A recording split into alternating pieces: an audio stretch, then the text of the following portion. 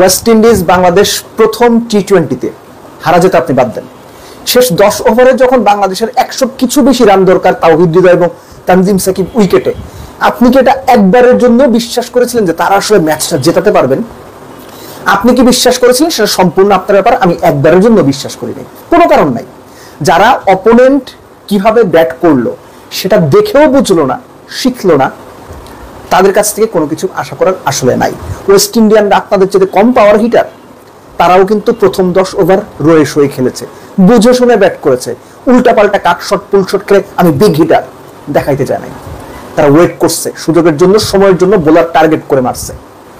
এই আলোচনাটা জরুরি। বাংলাদেশ হেরে গেছে, সেটা ঠিক আছে, হারতেই পারে, বাজেভাবে হেরেছে, মিডল অর্ডার বাজেভাবে কলাপস করছে। আবারও সেই পুরনো ঘটনাটা আমি আগেও বলেছি, টি-20 হোক ওয়ানডে, বাংলাদেশের মিডল অর্ডার কলাপস করছে। গুরুত্বপূর্ণ প্রশ্নটা হচ্ছে সাদা বলের ক্রিকেটে ওয়ানডে টি-20 দুই ফরম্যাটেই পুরো মিডল অর্ডারকে বাংলাদেশের রিপ্লেস করতে হবে কিনা। মিডল অর্ডার রিপ্লেস করতে হোক বা না হোক, বাংলাদেশ যেভাবে মিডল অর্ডারের ব্যর্থতায় ঢুকছে এটা অ্যালার্মিং। এই যে ওয়েস্ট ইন্ডিজের ব্যাটিং ইনিংসটা 165 করলো, শেষ 3 ওভারে তারা কত করলো? 51 রান করেছে। মুস্তাফিজের ওভারে 14, তাসকিনের ওভারে 15, শেষ ওভারে 22, 3টা ছক্কা। রফম্যান পাওয়েল 17 বলে 8 রান ছিল, শেষ ওভারে 3 ছক্কা মেরেছেন। ওয়েস্ট ইন্ডিজ পাওয়ার পেতে 35 তুলেছে, 10 ওভারে তাদের রান 60 হয় নাই। ওই যে ক্যালকুলেশনটা করে নিয়েছে, ঋষাদ যখনই বোলিং এ এসেছে তারা অ্যাটাক করেছে। এই যে ক্যালকুলেট করা, কাকে কখন মারবো, খেলাটা ডিপে নেওয়া, প্রয়োজনে আমি শেষ 3 ওভারে গিয়ে 60 রান তুলবো। ওয়েস্ট ইন্ডিয়ানরা খুব ভালো জানতো তারা অনায়াসে শেষ 3 ওভারে গোটা 5-6 ছক্কা মারতে পারবে, মেরে দিছে। যখন 165 হয়ে গেল তখন কিন্তু বাংলাদেশ চাপে। অথচ বাংলাদেশ এই যে ওয়েস্ট ইন্ডিজের ব্যাটিং এর ধরন সেটা দেখেও শিখলো না। উইকেট যেমন এখানে 160, আমার মনে হচ্ছে খুব বেশি রান না, বাংলাদেশের এই রান চেস করা উচিত ছিল। সমস্যাটা কোথায় হলো? স্টার্টটা ভালো হলো, স্টার্টটা ভালোর পরে আমরা একটা কথা প্রায় বলি, বাংলাদেশের ব্যাটাররা, বোলাররাও, ব্যাটাররা মেইনলি ক্যারিড অ্যাওয়ে হয়ে যান। এই যে ধরুন আমি শট খেলতেই থাকবো, কোন বল, কোথায় ফিল্ড সেট আপ, কি প্ল্যান অপোনেন্ট করছে, চিন্তা ভাবনা কোনো বালাই নেই। তামিম এত সুন্দর স্টার্ট করার পরেও মিস টাইমিং এ আউট হলেন। ক্যাচটা ভালো ছিল, সাইভ, আপনি দেখলেন আপনার ক্যাপ্টেন ইনডিসিশনে ভুগে আউট হয়েছেন। আপনার সুইপ শট ওই মুহূর্তে আমি জানি না দরকার ছিল কিনা। শামীম হোসেন পাটোয়ারি, ওটা পুল করার ওই লেন্থের বলই না ভাই, আপনি পুল খেলে বসেন, ওই যে আমি পাওয়ার হিটার দেখাবো, দলের জায়গা আপনার এখন নড়বড়ে হয়ে গেল। নুরুল হাসান সোহান কাট খেলেন ভালো কথা, কিন্তু কখন কোন পরিস্থিতিতে খেলছেন? আপনার 4 উইকেট চলে গেছে, পাওয়ার প্লের মধ্যে আপনার 40-42 চলতে 4 উইকেট নাই। এত প্রেশারের মধ্যে আপনার কি বেশি বেশি শর্টস খেলা প্রয়োজন?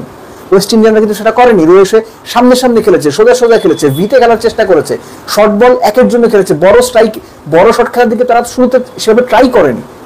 বাংলাদেশ কিন্তু সেটা করেনি, মারতে হবে, বাজেভাবে হেরেছে বাংলাদেশ। বাজেভাবে মারতে গিয়ে উল্টো পিটুনি খেয়ে মাঠ ছাড়তে হয়েছে। আমি আবারও বলছি, ম্যাচ হেরে গেছে, এটা নিয়ে কোনো অসুবিধা নাই, ম্যাচ হারতেই পারে, কিন্তু বাংলাদেশের মিডল অর্ডার স্পেশালি 3-4-5-6 না, 4-5-6 কিংবা 4-5-6-7 পর্যন্ত এরা যেভাবে কলাপস করছে, একদম নাম ধরে যদি বলি আমি, তাওহিদ হৃদয়, জাকের আলী অনিক, নুরুল হাসান সোহান, শামীম হোসেন পাটোয়ারি, এই যে 4 জনের নাম আমি বললাম, এই 4 জন যেভাবে ফেল করছেন দিনের পর দিন, 10 ম্যাচ খেললে এরা 8 ম্যাচে ফেল করে। এদের নিয়ে বাংলাদেশ টিম ম্যানেজমেন্টের অ্যাকচুয়ালি একটু সিরিয়াস নোটে ভাবা উচিত, কারণ সামনে টি-20 বিশ্বকাপ, তাদের নিয়ে যদি ক্যারি অন করতে হয়, আপনারা বিশ্বকাপের আগ পর্যন্ত তাদের খেলান, যেমন পারফরমেন্সই হয়। যদি মনে করেন তাদের বিশ্বকাপের আগে রিপ্লেস করার সুযোগ আছে, বা তাদের জায়গায় অন্যদের বাজিয়ে দেওয়ার সাহসটা বা রিস্কটা বা চ্যালেঞ্জটা আপনারা নিতে চান, চিন্তা করে দেখতে পারেন। যদি রিস্ক নিতে চান তাদের নিয়ে ক্যারি করেন, আর যদি মনে করেন যে না, এদের অবস্থা তো ভালো না, বিশ্বকাপে আবারও ভরাডুবি হবে, তাহলে কিছু নাম সামনে আছে, যেমন ইয়াসির আলী চৌধুরী রাব্বি, আকবর আলী, এই নামগুলো নিয়ে একটু চিন্তা ভাবনা করতে পারেন। দলে আনতে হবে না। যেভাবে মিডল অর্ডার কলাপস করছে, এটা ভালো কোনো সাইন না। এটা দিনের পর দিন, সিরিজের পর সিরিজ হয়ে আসছে, কখনো টপ অর্ডারের কারণে, কখনো বাংলাদেশের বোলারদের সফলতার কারণে। লাস্ট সিরিজগুলোতে মিডল অর্ডার যেভাবে পরিমাণে খারাপ খেলেছে, সেটা ওই পরিমাণে আলোচনা হয়নি, বা তাদের রিপ্লেস করার বা বাদ দেওয়ার বিষয়টা আলোচনা হয়নি। কিন্তু টি-20 বিশ্বকাপের আগে এই আলোচনাটা হোক বা না হোক, আলোচনাটা বা চিন্তাটা মাথায় থাকা জরুরি।